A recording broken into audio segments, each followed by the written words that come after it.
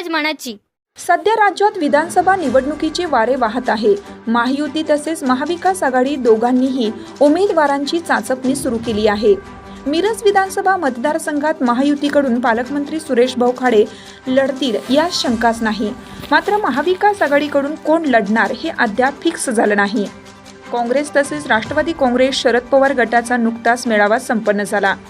यावेळी अनेक इच्छुकांनी आपली उमेदवारी घोषित केली, मात्र अजूनही उमेदवारीवर शिक्कामोर्तब झालेला नाही। यातच लोकसभेप्रमाणे नाट्यमय घडामोडी होऊन मतदारसंघ शिवसेनेला सुटेल असे शिवसेनेतील इच्छुक उमेदवार म्हणत आहेत। मात्र कोणताही उमेदवार द्या, तो निष्ठावंत द्या, ऐनवेळी आयात उमेदवार देऊ नका।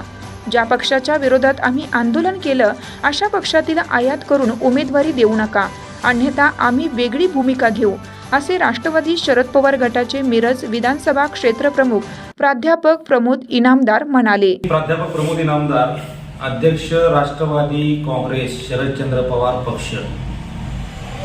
मी माझ्या पक्षाकडे राष्ट्रवादीकडे हीच उमेदवारीची मागणी केलेली आहे आणि असं असताना आमच्या कानावर येतंय की बाहेरच्या पक्षातील विरोधी पक्षातील ज्यांच्या विरोधात आम्ही आंदोलनं केली, ज्यांच्या विरोधात आम्ही आरोप केले, ज्यांच्या विरोधात आम्ही संघर्ष केला, ज्यांच्या विरोधात आम्ही स्वतःच्या अंगावरती केसेस घेतले, अशी माणसं त्या ठिकाणी महाविकास आघाडीचा उमेदवार म्हणून येणार आहेत आणि ते नेत्यांच्या संपर्कात आहेत असं आम्हाला ऐकायला मिळतंय।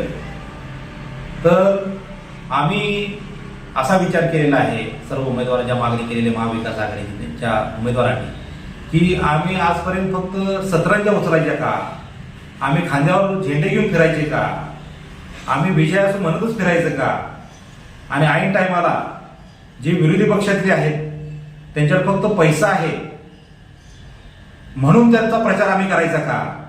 आमच्या निष्ठेला, आमच्या तत्वाला, आमच्या धोरणाला, आमच्या पक्ष प्रेमाला आम्ही काय तिलांजली द्यायची का? तुम्ही पैसा बघून फक्त जर घेणार असाल तर तो पैसा कशा माध्यमातून आणि कुठल्या पद्धतीने मिळवला आहे हे महाविकास आघाडीने पाहिलेलं आहे का?